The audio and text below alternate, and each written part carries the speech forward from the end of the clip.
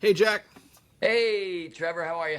I'm doing well. Welcome back, everybody, to another episode of Hey, Jack, Leadership Reflections with Jack Nehlig. And today, Jack, I want to talk about the concept of accountability in leadership. Anything you can share with us on that? Well, yeah, of course I can. And accountability um, is one of those leadership traits or standards that is an absolute. It's one that you would say, ask people about, and they, name one thing that leadership should do, and it is being accountable, right?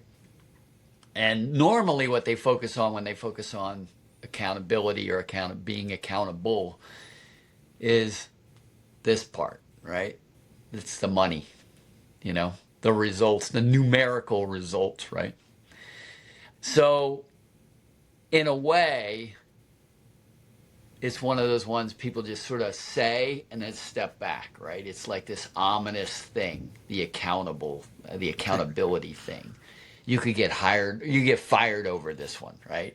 You know, so it's this. I like to think of accountability as the loneliest part of leadership, right? Makes sense. It's one where you got to stand by yourself, let all the people look at you because it's the bottom line, right? Yeah. It's the old buck stops here thing from I think Truman or somebody. So accountability is this lonely, very serious topic, and it's pretty simple. It's not very complex, right? But I first want to definitional a little bit this one, and people get a little confused or debate responsibility versus accountability. And I like to keep those two separate, and the best way to define them or compare them is responsibility is you are directly, the word directly, responsible for doing something.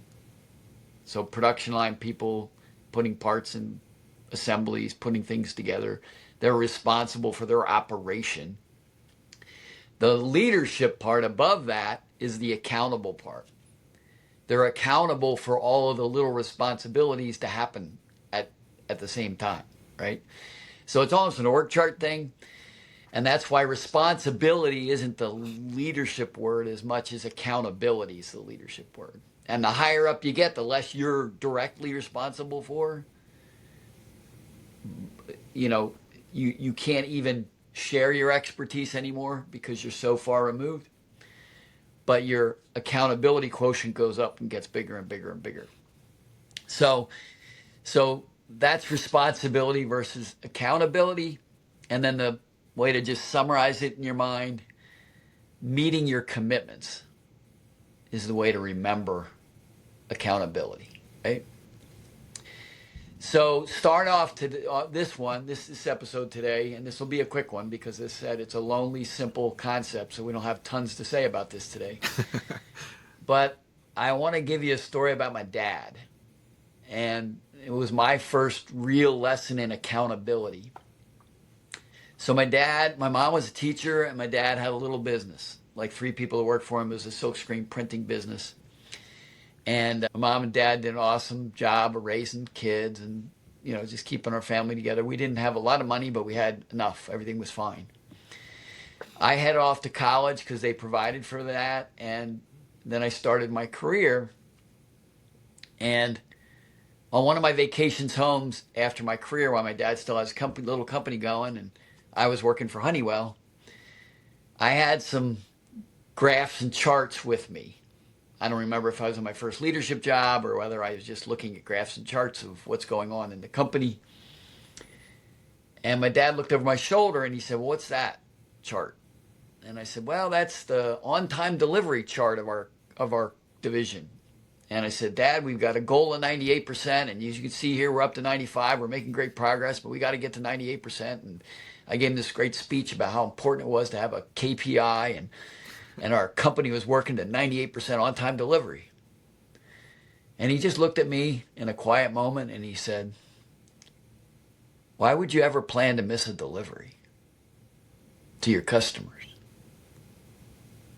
And I said, that's a good point, Dad. He goes, I don't get it. And as he walked away, I thought about it. And I thought about my dad working nights and weekends when he had to. And the reason he had to was he had made a commitment to some customer that he would deliver something on that Monday or that Tuesday. And he just did what it took to make it happen. Got it done. And so that was my first lesson in accountability. Yeah, that's the gold standard. You, Trevor, as a great entrepreneur of industry stage media, entrepreneurs feel accountability more than a manager in a 10,000 person company that they're the director of this or that in the middle.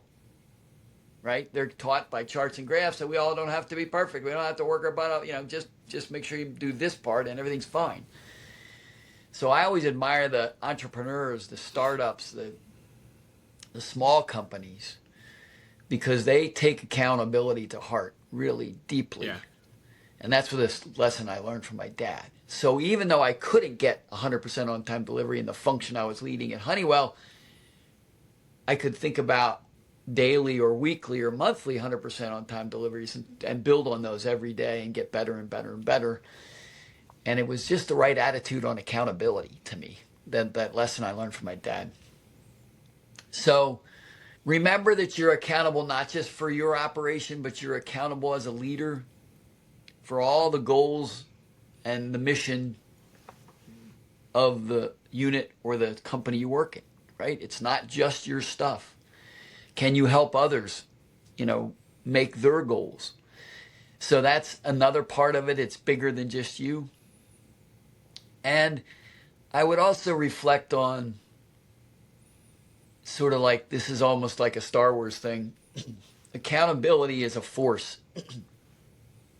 And it tends to bring out the best in leaders, but it also tends to bring out the worst in leaders, right? When they're staring at a deadline and it ain't going to happen, there's some tough integrity moments coming. Yeah. And there's also a lack of creativity versus creativity moment where they just give up and they don't bring in their team to try to come up with a better answer to what's going on. So accountability is a true test of a leader and what they're made of when things go bad. When things are going good, you can find any leader that's going to tell you how great they are on accountability. Look at my stuff. I'm really fantastic. We're the best. But accountability gets tested when things are going bad. And my favorite news story on that is when COVID happened and we at Phoenix Contact and everybody had to go through that whole thing as a company. We all had to go through it as an individual in our lives, but as a company, you had to go through a lot of crazy stuff. First, proving you were an essential company that could keep working and not be sent home, right? Which we did. But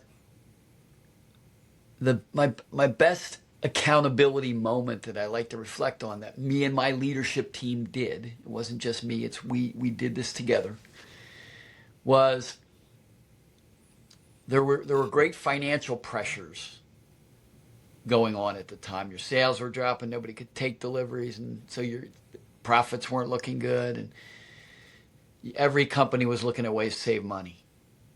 And many of the government programs didn't fit us and we couldn't use. And one day I was struggling with this and understanding that we were fighting financial challenges, and of course wanted to avoid all the worst things there. And I thought about how the government had created this little $600 a week thing for people that got laid off. And I was saying, well, I'm not laying people off because that's the worst thing. We're going to need them in the next year and the next year when this all comes springing back, right? So I don't want to lay anybody off. Even though if I did lay some people off in the factory or the warehouse that didn't have a lot of work, they'd have done fine because the $600 a week on top of the benefit which was from Pennsylvania, was like 300. They get 900. They were actually getting a little pay raise if I laid them all off. But if I laid them all off, then I didn't have any way to get the product out. We were kind of stuck. And if I only laid a few of them off, it doesn't save us a lot of money. And we needed bigger money. We needed to really save some money.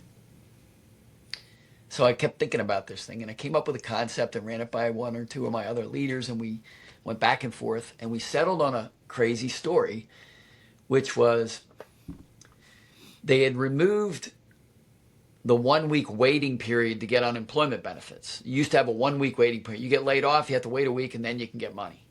But they removed that during COVID. So you get laid off on a Friday, Monday you can start collecting right away. And I thought about this, and I'm like, wow, that's cool. And then I said, what if we laid people off,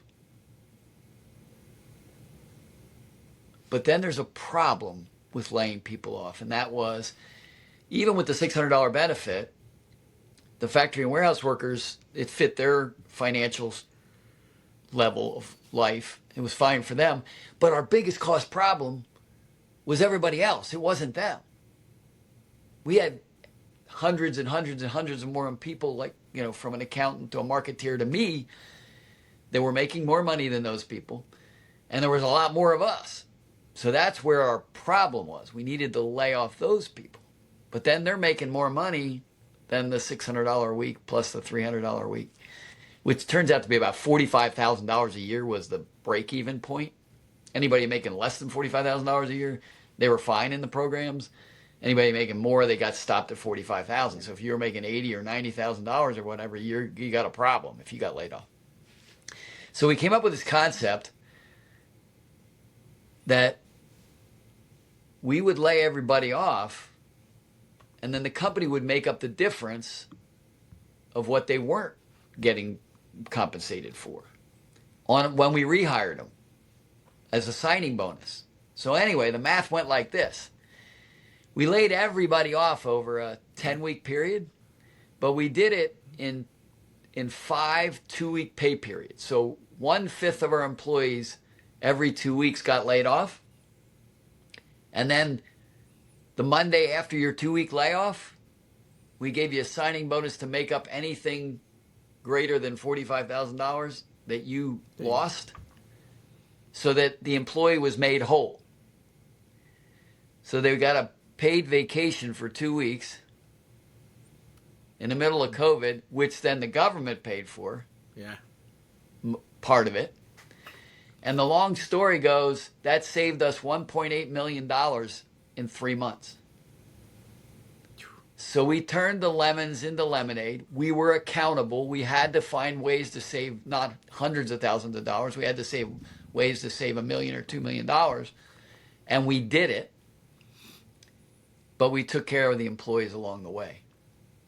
So that was a great example of how during the tough times you can be accountable and still achieve great things. And you don't have to let the dark side of accountability get you and take the easy way out, right? Yeah, I think during that time as well, I remember going through that process.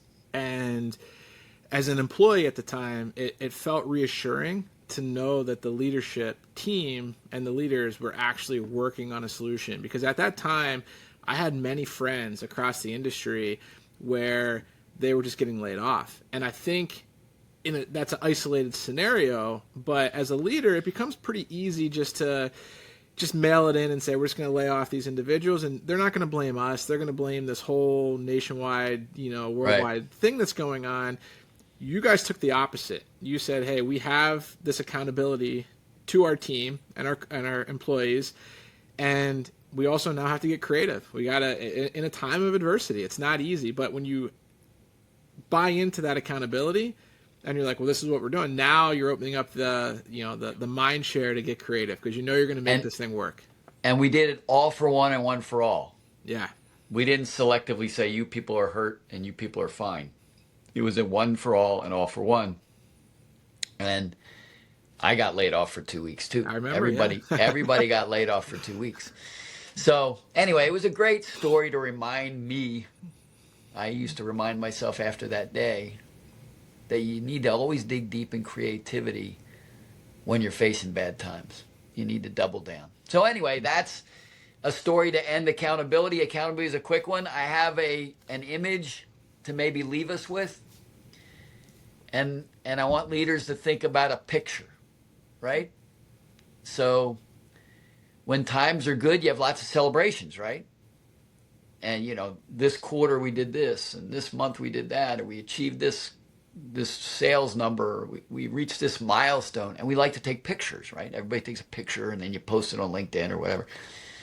Well, we don't do that when we have bad times, right? We do it when they're having good times. But let's think of two pictures. And the first picture is when the good times are happening, and the second picture is when the bad times are happening. What I want leaders to think about is when the good times are happening, you're taking that good times picture, I want the leaders to stand in the back. And when you have the bad time picture, I want the leader to stand in the front, right in the middle. Very prominent. It's a powerful visual. Right? That's accountability. Yeah. When things are going great, it's because your team did it. When things are going bad, you're accountable for that. It's your problem. And I think that's the image we should just leave it with today. Yeah, and that's what makes a great leader.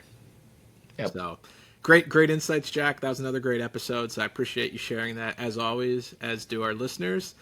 And anything else to add, or is that all for today? I think that'll do it. We Perfect. finally did a quick one. We did it. All right, we'll be back on the next episode. Thanks, everyone, for tuning in. Thanks, everybody. Take care. Go lead. All right, see you guys.